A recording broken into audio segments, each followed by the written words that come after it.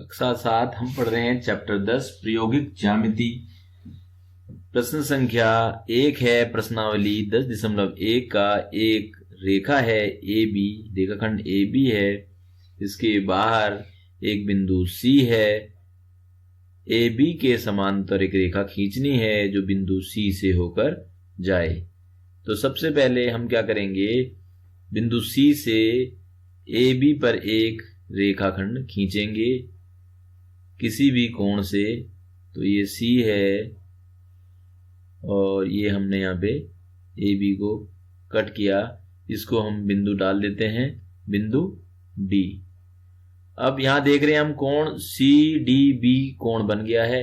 इस कोण को माप कर हम इसी कोण को इसी के मान के बराबर कोण हम सी पर बनाएंगे। तो हमने प्रकार ले लिया है। प्रकार में पेंसिल लगाएंगे आप, उसकी नोकीले सिरे को हम डी पे रखेंगे और पेंसिल वाले सिरे से हम चाप लगाएंगे। वो जो चाप बी डी बी को और डी सी रेखा को काटेगा। तो इसको हम पहले उठा के यहाँ ले आते हैं और ये चाप बहुत बड़ा हो जाएगा, तो इसलिए थोड़ा छोटा कर देते हैं इसको। और देख रहे हैं, अब इसका चाप लगाते हैं। ये चाप अभी भी काफी बड़ा है, आप इसी तरह से छोटा कर सकते हैं इसको, ये, और फिर चाप लगा दें आप।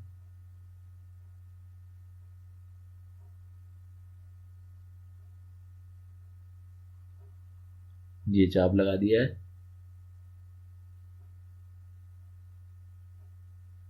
यही चाप बिना इसको हिलाए हुए आप सी पे लगाएं।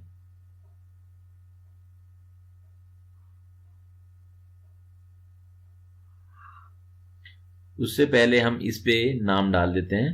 यहाँ पे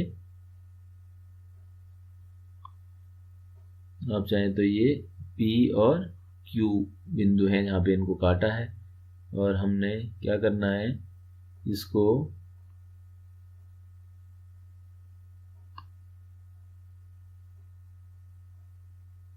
प्रकार की नोक हमने सी पे रखी है और ये अब यहाँ पे चाप हम लगाएंगे।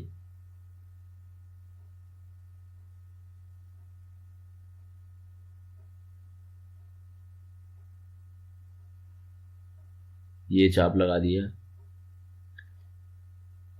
फिर अब प्रकार को वापस हम ले आएंगे बिंदु P पे, नोक यहाँ पे रखी और इस कोण को मापना है हमको। तो इसको Q तक की दूरी हम नापेंगे, P से Q तक की दूरी।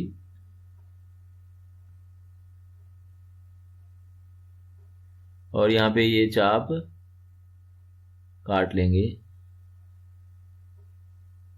तो यानी दूरी नापने का मतलब यहाँ चाप काट लेना।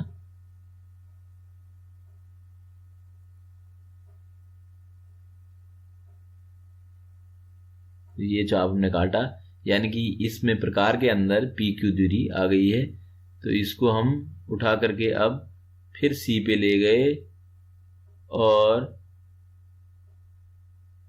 सी पे नहीं ले जाकर के हम इस बिंदु पे ले जाएंगे। यहाँ पे इसका नाम भी हमने कुछ डाल देते हैं, इसका नाम डाल देते हैं हम आर। तो आर से फिर चाप काटेंगे।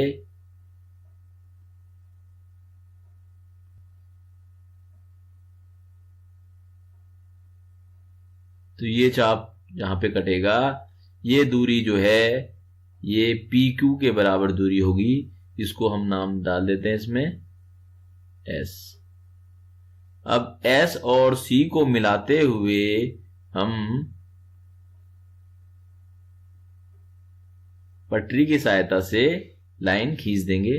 मैं यहां पे ऐसे खींच रहा हूं, एस और सी को मिलाते हुए पटरी से लाइन, पटरी लगा दी है मैंने, देखो। और सी और एस को मिलाते हुए हमें लाइन खींचनी है। तो यहाँ पे लाइन इस तरह से हम खींच सकते हैं।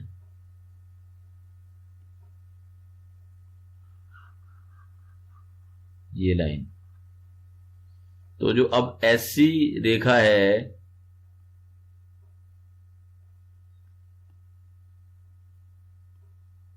ये ऐसी रेखा है, वो ए बी के समांतर होगी। क्यों? क्योंकि ये जो कोण है, कौन सा कोण, DCS बराबर होगा कोण CDB के।